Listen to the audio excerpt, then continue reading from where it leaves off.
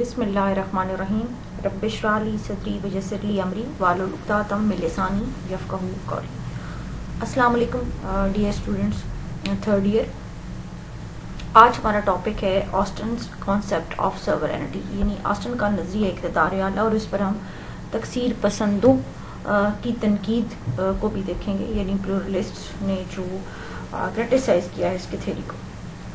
تو سب سے پہلے ہم یہ دیکھیں گے کہ جو آسٹن نے نظریہ اقتدار اعلیٰ پیش کیا ہے یہ وہ کن مفکرین سے متاثر تھا۔ تو اس کے جو خیالات ہیں اقتدار اعلیٰ کے حوالے سے وہ زیادہ تر جین بوڈین، ہابس اور بینتھن کے جو نظریات ہیں اس کی وہ ترجمانی کرتے ہیں۔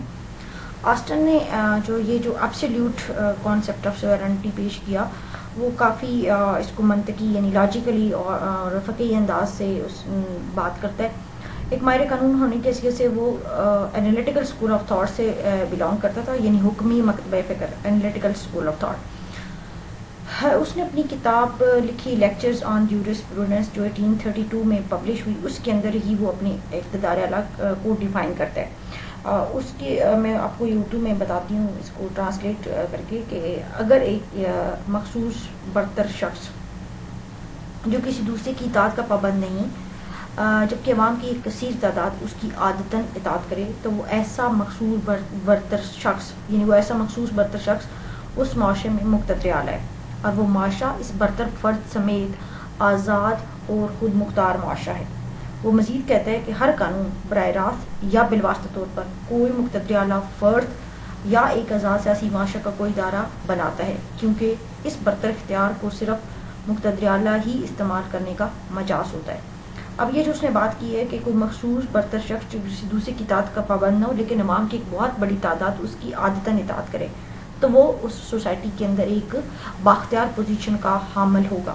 اب یہ جو پوری ڈیفینیشن ہم نے دیکھی، اس کے اندر ہمیں 3 اصول اس کے جو ہے وہ سامنے نظر آتے ہیں۔ ایک تو وہ یہ کہتا ہے نمبر 1، 3 پرنسپلس کو ہم جو غور کریں تو ہر ریاست کے اندر جو سوورن ہے، مقتدر اعلیٰ جو ہے اس کے اقتدار انلمیٹڈ ہے، ایبسلیوٹ ہے، اور اقتدار اعلیٰ جو ہے وہ ناقابل تقسیم اور ناقابل انتقال ہے، یعنی نہ تقسیم ہو سکتا ہے اور نہ ہی ٹرانسفر۔ سیکنڈلی جو پرنسپل ہمارے سامنے آتا ہے وہ یہ ہے کہ اختیارات کا جو سرچشمہ ہے وہ مقتدر اعلیٰ کی ذات ہے۔ دوسرے الفاظ میں آپ یہ کہہ سکتے ہیں کہ اقتدار اعلیٰ کو آپ ڈیفائن کر سکتے ہیں، اس کا تعین کر سکتے ہیں۔ آسٹن جو کہتے ہیں کہ اس مخصوص برتر شخص یا ادارہ کے لیے وہ کہتے ہیں کہ ایسی مبہم اصطلاحات مثلاً منشاء عام جیسے روسو نے کہا یا قدرت کی منشا یا رایامہ وغیرہ کا استعمال وہ نہیں کرتا، بلکہ وہ کلیئرلی کیٹیگوریکلی کہتا ہے کہ ہر معاشرے میں ایک برتر فرد ہوتا ہے، ایک ادارہ موجود ہوتا ہے جس کو یہ اعلیٰ اختیارات حاصل ہوتے ہیں۔ اب تیسرے نمبر پہ جو اس کا پرنسپل ہمارے سامنے آتا ہے وہ کیا ہے کہ قانون مقتدر اعلیٰ کے حکم کا درجہ رکھتا ہے، یعنی law is the command of the sovereign. وہ کہتے ہیں کہ قانون وہی کچھ ہے جو کہ ساورن کہہ رہا ہے، قانون کی خلاف ورزی پہ سزا ملتی ہے اور قانون ہی تمام حقوق و فرائض کا تعین کرتا ہے۔ یہ 3 پرنسپلس ہمارے سامنے جو آسٹن کی کانسیپٹ آف سوورنٹی اس کے نظر آتے ہیں۔ اب اس کے اوپر اگر ہم اس کا کریٹیکلی انالائز کریں تو سب سے پہلے وہ کہتے ہیں کہ جو ہم نے پہلے پرنسپل کے اندر دیکھا کہ وہ کہتے ہیں کہ لامحدود اختیارات کا مالک ہوتا ہے، تو اگر ہم غور کریں تو جدید معاشرے میں یہ جو لامحدود اختیارات کا کانسیپٹ ہے کسی فرد یا ادارے کو حاصل نہیں۔ اگر ڈیموکریٹک کنٹریز کے اندر آپ دیکھیں تو اس کے سیاسی جو پولیٹیکل تھاٹ جو ہے اس کے مطابق اقتدار اعلیٰ کے 2 آسپیکٹس ہیں، یعنی پولیٹیکل ساورنٹی اور لیگل ساورنٹی، یعنی قانونی مقتدر اعلیٰ۔ لیکن نہ تو آپ قانونی مقتدر اعلیٰ کے اختیارات کو لامحدود قرار دے سکتے ہیں اور نہ ہی قانونی مقتدر اعلیٰ پر سیاسی مقتدر اعلیٰ کے احتساب کو بہت زیادہ مؤثر کہہ سکتے ہیں۔ اس میں کوئی شک نہیں کہ قانونی مقتدر اعلیٰ پر سیاسی مقتدر اعلیٰ پابندیاں عائد کر سکتا ہے، کیونکہ قانونی مقتدر اعلیٰ کو اپوائنٹ کرنے والا سیاسی مقتدر اعلیٰ ہوتا ہے۔ سیاسی مقتدر اعلیٰ کو سادہ زبان میں بتاؤں اس سے مراد عوام لی جاتی ہے، ووٹر لی جاتے ہیں جو الیکشن میں اپنے نمائندوں کو چنتے ہیں، جو آگے حکومت کا نظام چلاتے ہیں اور وہ اقتدار اعلیٰ کے اختیارات کو استعمال کرتے ہیں۔ اب جو قانونی مقتدر اعلیٰ ہے وہ اپنے عوام کی خواہشات کا احترام کرنے پر مجبور ہوتے ہیں، عوام ہی حکومت کی پالیسی کی توثیق کرتی ہے۔ اس کے علاوہ انتخابات میں جو ناکام ہونے کا خوف بھی جو ہے وہ عوامی نمائندگان کو سیاسی مقتدر اعلیٰ کی خواہشات کے سامنے جھکنے پر مجبور کرتا ہے۔ لیکن سیاسی مقتدر اعلیٰ کو بھی آسٹن کے نقطۂ نظر کی روشنی میں حاکمیت کا حامل قرار نہیں دیا جا سکتا، کیوں کہ ملکی قانون سیاسی مقتدر اعلیٰ کی قانونی حیثیت کو تسلیم نہیں کرتے۔ ٹھیک، کیونکہ وہ اپنے اختیار کو صرف اور صرف الیکشنز کے دنوں میں ہی استعمال کر سکتے ہیں، اور ان کی مجموعی تعداد بھی جو ہے وہ معاشرے میں کل آبادی کی مجموعی تعداد سے بہت کم ہوتی ہے. کیسے؟ جیسے 18 ایئرس کی اگر ایج رکھی گئی ہے ووٹر کے لیے، تو اس سے جو کم لوگ ہوں گے وہ معاشرے کا تو حصہ ہوں گے، لیکن وہ الیکٹوریٹ میں شامل نہیں ہوں گے، یعنی سیاسی رائے دہندگان میں وہ شمار نہیں ہوں گے. اچھا، پھر سیکنڈلی ہمارے پاس ہے لوکیشن آف ساورنٹی، یعنی کہ اقتدار اعلیٰ کا تعین. تو آسٹن کا جو نظریہ ہے اس کے مطابق ہر سوسائٹی کے اندر ہر معاشرے میں ایک جو ہے وہ مخصوص فرض ادارہ حاکمیت کا حامل ہوتا ہے، یعنی حاکمیت کا واضح طور پر تعین کیا جا سکتا ہے. اس اصول کو اگر آپ برطانیہ کے پولیٹیکل سسٹم پر اپلائی کریں تو وہاں تو آپ کو پتہ چلتا ہے کہ برطانیہ کے اندر جو کراؤن کے زیر اثر پارلیمنٹ ہے، ایک مخصوص ادارہ ہے جو ہر قسم کے قوانین بنا سکتی ہے، اس کو ہر طرح کی لیجسلیشن کے وسیع اختیارات حاصل ہیں. اب برطانوی پارلیمنٹ عام طریقہ کار سے ہر قسم کی کانسٹیٹیوشنل اور ان کانسٹیٹیوشنل قوانین کے اندر کو امینڈ بھی کر سکتی ہے. اس کے بنائے ہوئے لاز کو کسی کورٹ میں چیلنج نہیں کیا جا سکتا، لیکن فیڈرل فارم آف گورنمنٹ کے اندر دیکھیں تو آپ اعلیٰ کا تعین نہیں کر سکتے، یعنی ایسے کسی مخصوص ادارے کی نشاندہی نہیں ہو سکتی جس کو قانون سازی کے متعلق قانون سازی کے حوالے سے ایبسلیوٹ پاس حاصل ہو. اگر امریکی واقع کے اندر اقتدار اعلیٰ کے تعین کے حوالے سے ہم بات کریں تو اس میں پتہ چلتا ہے کہ وہاں پہ جو اختیارات کی تقسیم ہے وہ مرکزی حکومت اور اکائیوں کے بیچ ہے، جس کی نشاندہی ایک برتر دستور کرتا ہے، یعنی اختیارات کی جو تقسیم ہے وہ آئین کی روح سے ہوتی ہے. اب اس کے باوجود دونوں حکومتوں پر کچھ پابندیاں بھی عائد ہیں، اس لیے ان سے کسی ایک کو بھی آپ کلیئرلی مقتدر اعلیٰ قرار نہیں دے سکتے.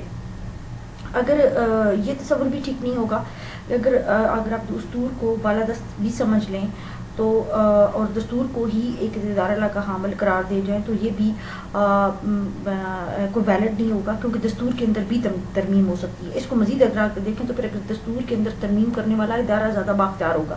ٹھیک، تو اگر امریکی دستور کے طریقے ترمیم کا مطالعہ کیا جائے تو بھی معلوم ہوگا کہ پھر مزید دستور میں ترمیم جو ہے وہ مرکزی حکومت اور وفاقی جو ریاستیں ہیں ان کے باہمی کوآرڈینیشن سے ہوتی ہے. اس کو مزید اگر آگے دیکھیں تو یہ جو کوآرڈینیشن ہے اس کی بھی ڈفرینٹ ٹائپس ہیں، یعنی وہاں پہ آپ دو مختلف طریقوں سے ترمیم کے لیے تجویز پیش کر سکتے ہیں، اور پھر دو ہی ڈفرینٹ طریقے ہیں جن کے ذریعے سے آپ ان تجاویز کو جو ترامیم کی تجاویز ہیں ان کو آپ ریٹیفائی کر سکتے ہیں، یعنی ان کی توثیق کر سکتے ہیں. ظاہر ہے ایک ایسے ادارے کو نہ تو مخصوص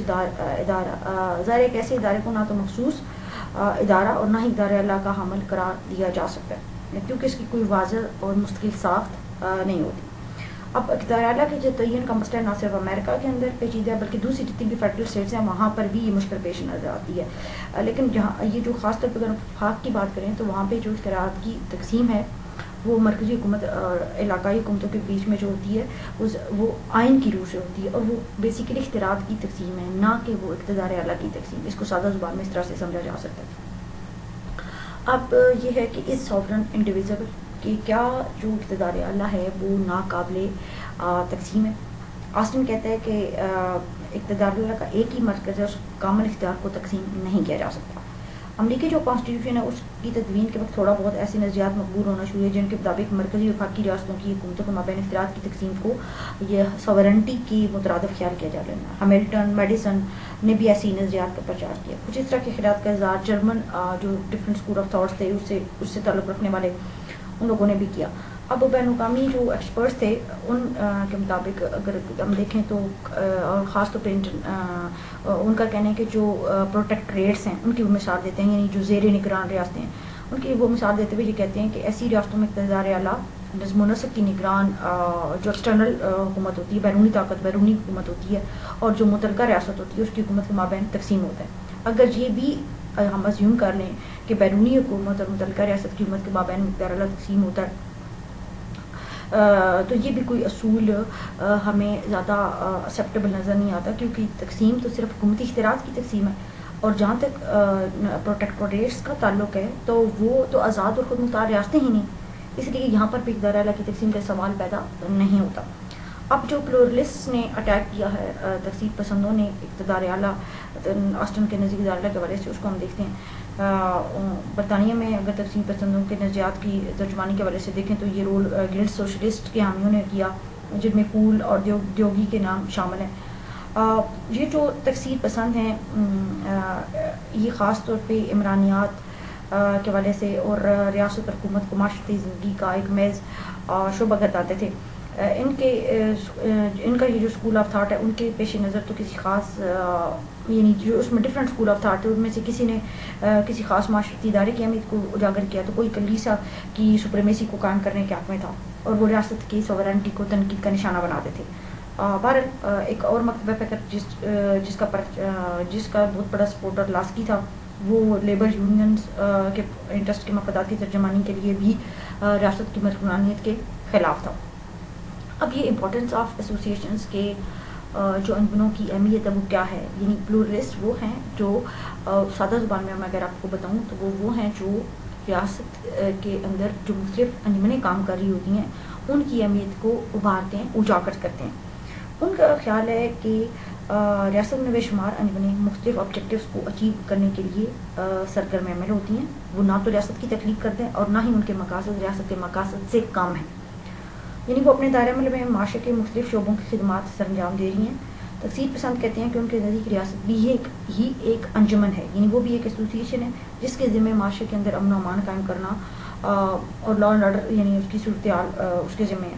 لہٰذا ریاست کو ایک ایبسلیوٹ حاکم قرار دینا سراسر ناانصافی ہے. ان کے خیال میں ہر انجمن کو اپنے مخصوص دائرہ کار کے اندر رہتے ہوئے ایک وہ رول پلے کرنے کی اجازت ہونی چاہیے اور اسے بھی حق میں مطلب ہونا چاہیے اور اپنے تمام معاملات کو وہ طے کرنے کی خود ذمہ دار ہو اور وہ مجاز ہو. اسٹیٹ کو ان کا خیال یہ ہے کہ ریاست کو ان انجمنوں کے معاملات میں دخل اندازی نہیں کرنی چاہیے. یعنی معاشرے میں جتنے مفادات کی حفاظت مقصود ہے اتنے ہی ان کا خیال ہے کہ سینٹر آف پاورز ہوں. اب تکثیر پسند حکمیت کے ایسے مطلب تصور کے مخالف ہیں جس کے مطابق یہ تصور کیا جاتا ہے کہ تمام معاشی اور معاشی ادارے قوانین ہی کے ذریعے تشکیل پاتے ہیں اور وہ اپنی بقا کے لیے انہی کے محتاج ہیں اور یہ کہ وہ صرف ان اختیارات کو استعمال کرنے کے مجاز ہیں جو انہیں ریاست نے بدی ہیں. اس کے برعکس تکثیر پسند اس اصول کے قائل ہیں کہ ہر انجمن ہر ایسوسیشن جو ہے وہ ایک سیپریٹ اس کی آئیڈینٹی ہے, اس کی ایک سیپریٹ شناخت ہے, وہ خصوص اس کے آبجیکٹیوز ہیں اور اس آبجیکٹیوز کو اچیو کرنے کے لیے وہ آزاد اور خود مختار ہے. یہ ان کا کہنا ہے. اب اس پہ جو کرٹیسزم ہوتی ہے وہ یہ ہے کہ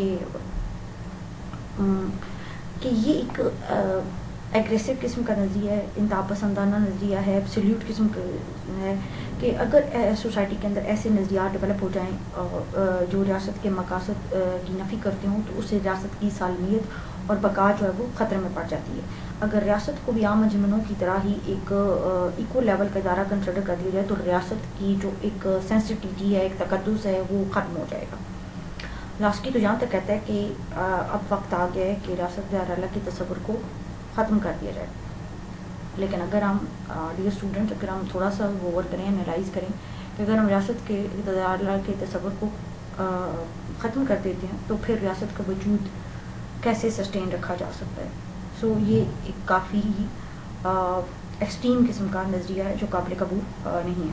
اگر ہم ماڈرن اسٹیٹ کے اندر ہم دیکھیں تو آج کل کی جو ریاست ہے وہ تو خود انجمنوں کو پروٹیکشن فراہم کرتی ہے, ان کو قانونی تحفظ دیتی ہے, ان میں مقاصد کے اصول کے لیے فیسیلیٹیٹ کرتی ہے. ریاست تو بعض انجمنوں کی یہاں تک کہ مالی معاونت بھی کرتی ہے.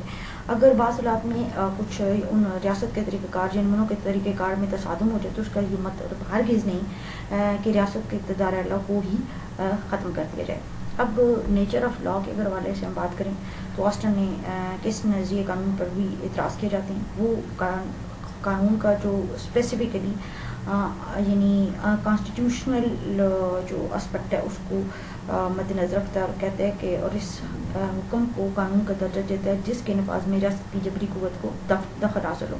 یعنی اس کے نزدیک لا از دی, جیسے میں نے پہلے بات کی کہ 3 سمبل اس کے نظریے سے سامنے آتے ہیں کہ لا از دی کمانڈ آف دا ساورن, اور وہ کہتے ہیں کہ مقتدر اعلیٰ کی زبان سے نکلا ہوا ہر لفظ قانون کا درجہ رکھتا ہے اور ریاست اس قانون کو عملی جامہ پہنانے کے لیے جبری قوت استعمال کر سکتی ہے. سینٹ ہنری مین نے قانون کے اس نقطۂ نظر پر تنقید کرتے ہوئے کہتے ہیں کہ اس قانون کا اطلاق ان معاشروں پر نہیں ہو سکتا جہاں پر رسم و رواج کی بالادستی قائم ہو. یعنی ایسے معاشروں میں مقتدر اعلیٰ کو کوئی بھی ایسا حکم نافذ نہیں ہو سکتا جو وہاں کی روایات کے منافی ہو. کیونکہ مقتدر اعلیٰ ایسی روایات کو بدلنے کا تصور بھی نہیں کر سکتا جن پر لوگ صدیوں سے عمل پیرا ہوں. اور پھر ایسے معاشروں میں قوانین بھی رسم و رواجات کا آئینہ دار ہوتی ہیں. آپ برطانیہ کی کامن لا کی اگزامپل لے لیں. وہاں پر جو عدالتیں جو ہیں, جوڈیشری جو ہے وہ رسم و رواج کو تسلیم کرتی ہیں, اور بہت سے قوانین رسم و رواج کی ہی کے مرہون منت ان کی بیس پہ ہی تشکیل دیے گئے ہیں. اب اس پہ اگر ہم بحث میں جائیں تو میں نے آپ کے سامنے یہ ساری چیزیں رکھی ہیں, اور اس میں اگر ہم مزید غور کریں تو آسٹن یہ بھی کہتے ہیں کہ عوام اس عادتاً حق میں اعلیٰ کی اطاعت کرتے ہیں, جبکہ اگر تھوڑا سا ہم اس کو غور کریں تو عوام اس لیے ان قوانین کی اطاعت کرتے ہیں کہ ان کے اندر ان کو اپنے مفادات نظر آتے ہیں, وہ عوامی خواہشات کے آئینہ دار ہوتے ہیں. لوگ کسی ڈر, خوف یا عادت کی بنا پر نہیں بلکہ مستقم مقاصد کے حصول کی خاطر ان قوانین کو عملی جامہ پہناتے ہیں اور قانون کی اطاعت کرتے ہیں. مزید بھی اگر ہم دیکھیں جو 18 سینچری کے اگر ہم دیکھیں تو جو اسٹیٹ کا سورینٹی کا اور گورنمنٹ کا سورینٹی کانسیپٹ تھا وہ بھی ایک ہی معنوں میں تھا, اس لیے ریاست کا حکمران اختیار کا چشمہ حکمران تصور ہوتے تھے. پھر دستوری بادشاہت کی نظریے کی مقبولیت کے ساتھ ہی متقرنان اقتدار اعلیٰ کے تصور کو بھی ترک کر دیا گیا, اور ان مفکرین نے جو لوگوں کے جادیوں کے تفوظ کے حامی تھے متقرنان نظریے پر کاری زر لگائی. اس طرح جو ایک محدود بادشاہت کے ساتھ ساتھ محدود اقتدار اعلیٰ کا نظریہ بھی تقویت حاصل کر گیا. ایکچولی اقتدار اعلیٰ کا نظریہ جو ہے وہ کافی زیادہ ایمبیگوٹی کا شکار رہا ہے. خاص طور پہ اگر ہم آج کے دور کی بات کریں تو آج کل اسٹیٹ سورینٹی اور انٹرنیشنلزم کے حوالے سے اگر ہم دیکھیں تو بھی ہمیں یہ نظریہ زیادہ تر ابہام اور تضادات کا شکار نظر آتا ہے. اگر آپ ماڈرن دور کے اندر دیکھیں تو یہ گلوبلائزیشن کا دور ہے, انٹرنیشنلزم کا دور ہے, تو اقوام عالم کے مابین مختلف جو روابط ڈیولپ ہو گئے ہیں وہ روابط جو ہیں وہ کافی کمپلیکیٹڈ ہیں. ریاست کا جو ایکسٹرنل سورینٹی کا کانسیپٹ ہے وہ بھی مبہم ہے. اب اگر ریسرچرز جب اس پر ڈیٹیل ڈسکشن کرتے ہیں تو ان کے نزدیک جیسے کہ آپ امریکہ کی مثال ہیں تو وہ ایک بہت بڑا ملک ہے, اور یہ ثابت کرتے ہیں کہ یہ اتنی بڑی طاقت آج کے دور میں بھی اندرونی بیرونی معاملات میں مکمل طور پر آزاد اور خود مختار نہیں. اس کی وجہ کیسے ہے؟ جیسے مثال کے طور پہ اگر ہم ماضی میں دیکھیں تو امریکن جو فورن پالیسی تھی اس کے اندر سوویت یونین کے ایون کے صدر وزیر اعظم کے اقدامات, اور وہاں پر جو ریجنل جتنے بھی ایونٹس ہو رہے ہوتے تھے وہ ان کی امریکی اندرونی اور بیرونی پالیسی پر انداز ہوتے تھے. پھر سوویت یونین کی جو پالیسیاں تھیں وہ بھی امریکن جو ایکسپینڈیچر تھے ان پہ بھی ڈائریکٹلی یا انڈائریکٹلی ان کو وہ افیکٹ کر رہی تھیں. پھر اگر کثیر اخراجات کو پورا کرنے کے لیے حکومت کو اپنی محدود متعدد فلاحی سرگرمیوں کو محدود کرنا پڑتا ہے, ٹیکسز میں اضافہ کرنا پڑتا ہے. اگر دوسرے انڈر ڈیولپ کنٹریز کے اگر آپ دیکھیں تو ان کو بیرونی طاقتوں سے مدد لینی پڑتی ہے, فوجی مدد, مالی مدد, کچھ بھی, ٹھیک ہے. تو کسی بھی بڑی طاقت کے تعاون کے بغیر وہ اپنا دفاع نہیں کر سکتے, ٹھیک. تو یہ جو ہے کہ کوئی بھی آج کل کے دور میں کوئی بھی ریاست اس طرح سے آزاد و مختار نہیں کہ وہ بیرونی حالات و واقعات کے اثرات سے پہلو طریق کرتے ہوئے اپنے معاملات کو کرے. انٹرنیشنل کمیونٹی کے اندر رہتے ہوئے اسے انٹرنیشنل مورالٹی اور انٹرنیشنل لا کا بھی احترام کرنا پڑتا ہے, اور اس سے پالیسیز جو اس کے ریجنل سرکمسٹانسز ہیں, اس کے انٹرنیشنل ورلڈ کے اندر جو حالات و واقعات چل رہے ہیں, آئدر اسٹیٹ آف وار اور پیس, ان چیزوں کو مد نظر رکھ کر اپنی پالیسی بنانا پڑتی ہے. ایون کہ فورن جو ایونٹس ہیں وہ آپ کی ڈومیسٹک پالیسی کو بھی اثر انداز کرتے ہیں. تو آج کل کے دور میں یہ جو internal concept of sovereignty and external concept of sovereignty یہ بھی کافی حد تک جو ہے وہ بام کا شکار ہے, اور اس پہ مزید ڈسکشن اور ریسرچ کی جو ہے وہ ریسرچرز کو ضرورت ہے کہ آیا آپ یہ چیزیں کس طرف جائیں گی.